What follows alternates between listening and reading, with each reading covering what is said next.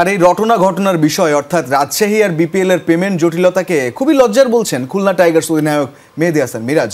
তার দলের ক্রিকেটাররাও এখন পর্যন্ত কেবল 40% টাকা পেয়েছে। এদিকে অফ ফর্মের কারণে বরিশালের হয়ে ম্যাচ খেলতে না পারায় কিছুটা হতাশ নাজমুল শান্ত, জানিয়েছেন মিরাজ।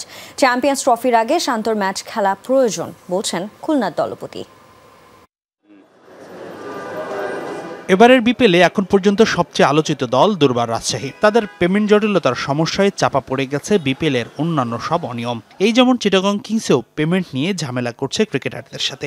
দেশি বিদেশি একাধিক ক্রিকেটার পারিশ্রমিক পায়নি, অন্য দলগুলো সবাই যে ঠিকঠাক পারিশ্রমিক দিয়েছেন তাও কিন্তু নয়। এই যেমন খুলনার ক্রিকেটাররা পেয়েছেন 40% পারিশ্রমিক, আরও 30% টাকা আগামী সপ্তাহে দেবার কথা বলেছে ফ্র্যাঞ্চাইজিটি। আমাদের টিমের অলরেডি 40% পেমেন্ট করে দিয়েছে। আর আমার সাথে ইকবাল ভাইয়ের সাথে কথা হয়েছে, তিনি বলেছেন এই সপ্তাহের ভিতরে হয়তো 30 থেকে 35% পেমেন্ট করে দিবে। অলমোস্ট তো 70%-এর কাছাকাছি আমরা সবাই পেয়ে যাব।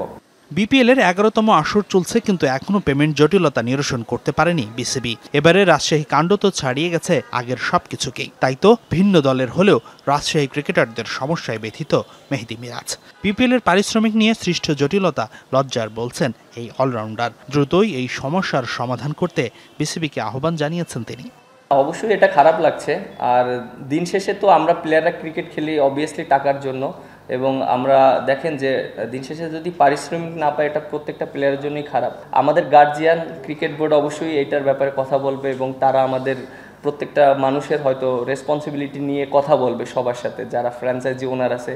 বিপিএল এর পরে চ্যাম্পিয়ন্স ট্রফির মহারণে নামবে বাংলাদেশ দল। জাতীয় দলের বেশ কিছু ক্রিকেটার ব্যর্থ এবারের বিপিএলে। অধিনায়ক নাজমুল শান্ত তো বরিশালের একাদশে সুযোগই পাচ্ছেন না। নিয়মিত খেলতে না পেরে শান্ত কিছুটা হতাশ বলছেন তার বন্ধু মিরাজ। আইসিসির মেগাই ইভেন্টের আগে শান্ত নিয়মিত ম্যাচ খেলে রানে ফিরতে পারলে তা ভালো হতো দলের জন্য, বিশ্বাস মিরাজের। কথা হয়েছে, বাট ও যেটা চেষ্টা করছে যে হ্যাঁ ও একটু পারফর্ম করতে পারছে না। প্রথম দিকে হয়তো সুযোগ পেয়েছিল, আমরা দেখেছিলাম। চ্যাম্পিয়ন্স ট্রফির আগে যদি একটা দুইটা রান করতে পারে তাহলে ওরও কনফিডেন্ট লেভেলটা ভালো থাকবে। তবে মিরাজের ভাবনায় আপাতত বিপিএল আর খুলনা টাইগার্স রাখতে পরের 2 ম্যাচের দুটিতেই জিততেই হবে তার দল খুলনাকে। হাসানুর রহমান, যমুনা স্পোর্টস, ঢাকা।